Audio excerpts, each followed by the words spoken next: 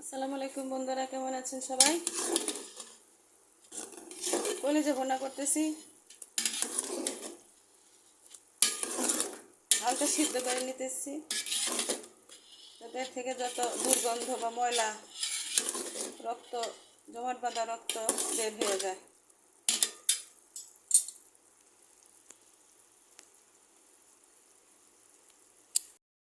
বন্ধুরা, সিদ্ধ হয়ে গেছে, ধুয়ে নিতেছি ঠান্ডা পানি দিয়ে, পরিষ্কার করে ধুয়ে নিছি। এখন আজকে কলিজাটা অন্যভাবে রান্না করব, মাখিয়ে বসিয়ে দেব।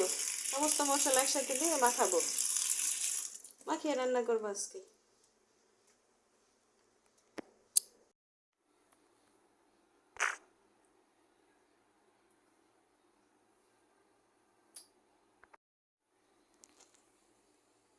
বন্ধুরা, কলিজাগুলো দিয়ে দিলাম,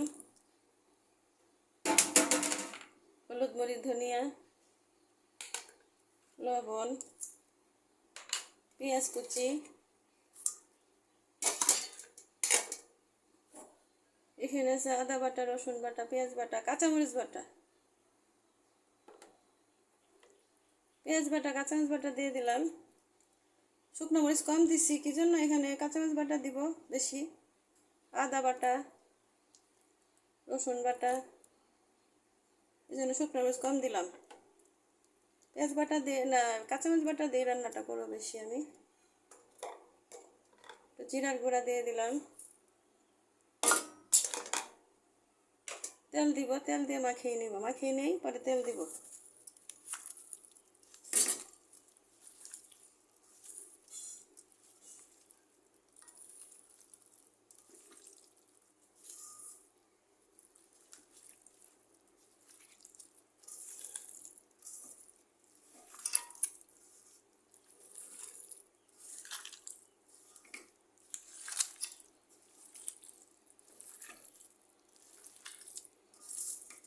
অর্ধেক সিদ্ধ করা কিন্তু আমার হয়ে গেছে।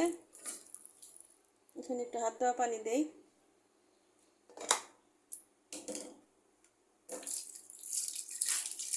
বন্ধুরা, সবাই আমার সাথেই থাকুন, আমি কীভাবে রান্নাটা করি দেখুন। আপনারা ভালো লাগলে পাশে থাকবেন, লাইক কমেন্ট শেয়ার করবেন। নতুন যারা আছেন তারা সাবস্ক্রাইব করে পাশে থাকবেন। এখন আমি তেল দিব।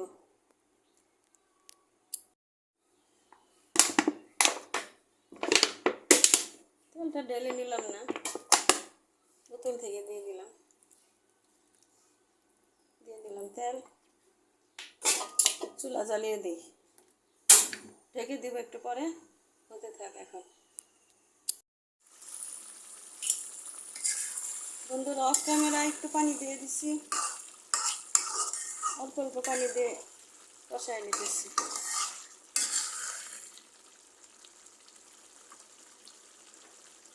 গরম মশলার গুঁড়া দিয়ে দিলাম,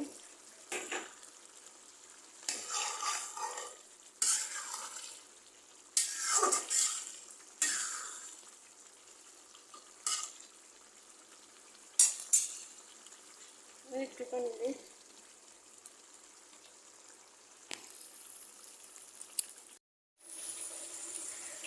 বন্ধুরা, আর একটু পানি দিয়ে দিতেছি।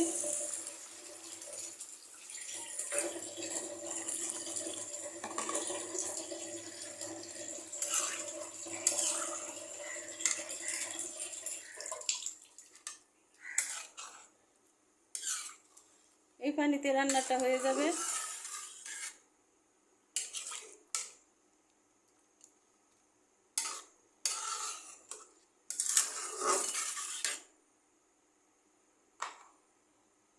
হতে থাক।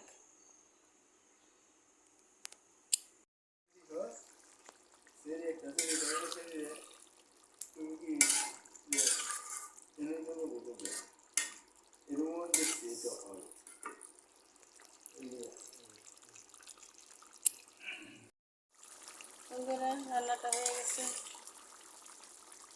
রেসিপিটি ভালো লাগলে লাইক কমেন্ট শেয়ার করে পাশে থাকবেন। ভালো থাকবেন। আসসালামু আলাইকুম।